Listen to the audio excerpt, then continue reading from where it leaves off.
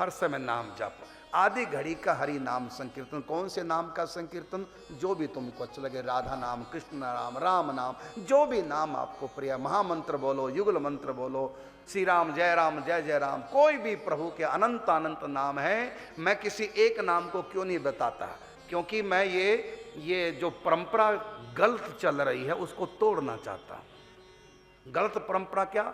जो नाम हमारे गुरु ने दिया, जो हम जपते हैं, उसी में पावर है, और नाम नहीं करना, यही करना, यही करना।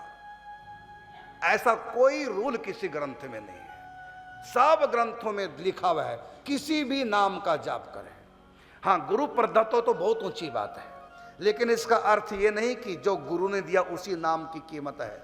प्रभु के हर नाम का महत्व है। साधु को करना चाहिए गुरु प्रदत्त नाम, लेकिन औरों को ना ये बात कहें कि तुम भी यही करो। अरे उनके गुरुओं ने जो दिया वो करेंगे, तुम्हारे गुरु ने जो दिया वो तुम करो।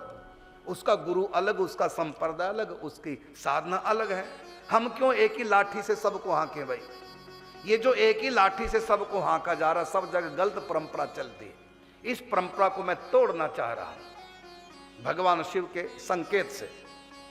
और यह है कि अनंत सबसे पहली बात तो गुरु प्रदत्त नाम जाप करो। यदि गुरु नहीं बनाया तो जो नाम तुमको पसंद है उसी नाम का जाप करो।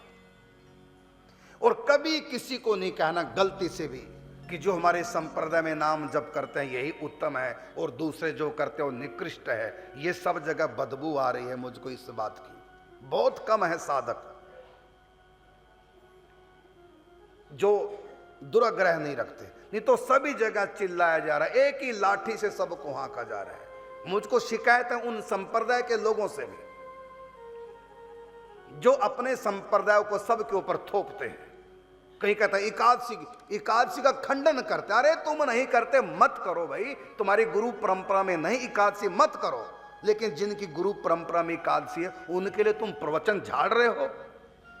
हम तो निकुंज की सखियां, हमें एकादशी की आवश्यकता नहीं है। निकुंज में एकादशी नहीं चलती तो निकुंज में एकादशी नहीं चलती, निकुंज में तो लैट्रिन बाथरूम भी नहीं है, तो काहे कि तुम लैट्रिन जाते हो।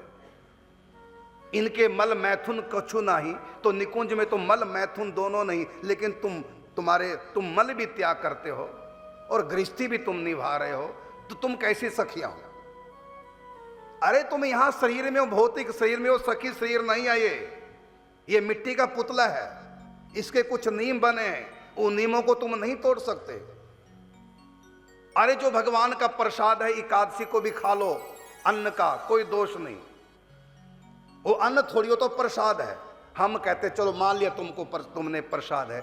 जब जलेबी का भोग लगता है ठाकुर जी को और तुमको शुगर की बीमारी है तो खाओगे जलेबी कि कहोगे नहीं मुझको शुगर है बस थोड़ा किन का भर दे दो?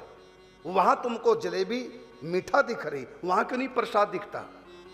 तो शुगर का रोग शरीर को लगा है, सखी को नहीं लगता, तो अंदर तुम सखी भाव धारण करके खूब जलेबी खाओ, खूब 56 भोग आरोगो ठाकुर जी का भोग प्रसाद। लेकिन ये शरीर की कुछ मर्यादा है, इस शरीर को शास्त्र के अनुसार रखो। ठीक है तुम्हारी परंपरा में एकादशी नहीं मत करो, लेकिन तुम ये नियम क्यों बना रहे हो कि एकादशी निकुंज में नहीं चलेगी?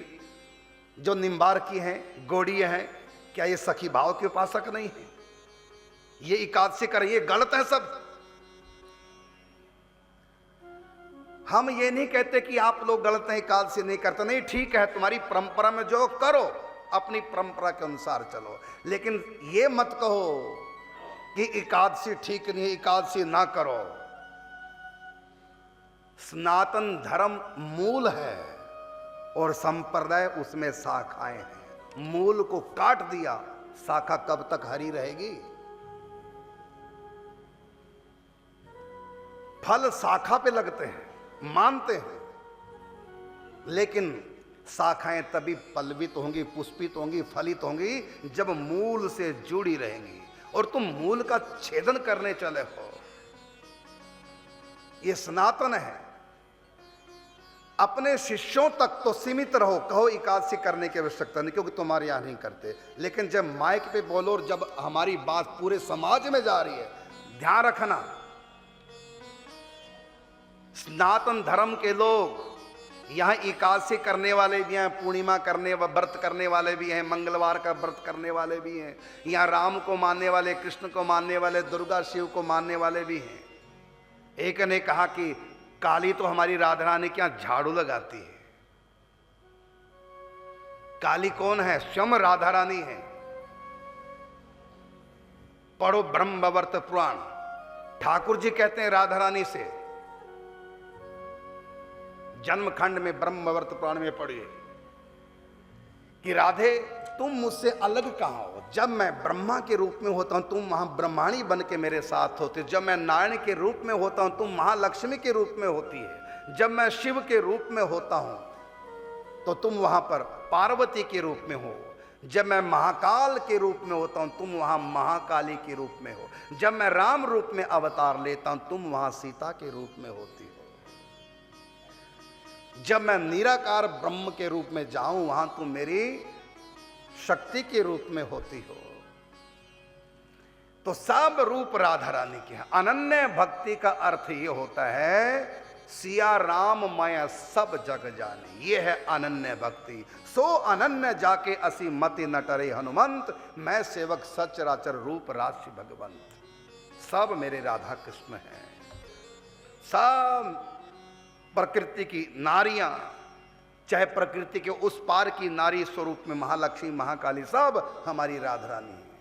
और जितने भी प्रभु के रूप हैं, चाहे वो बरावतार मत्स्य अवतार, चाहे नारायण है, चाहे भगवान शिव हैं, राम कृष्ण, सब हमारे इष्ट के रूप हैं। यह है अनन्य भक्ति।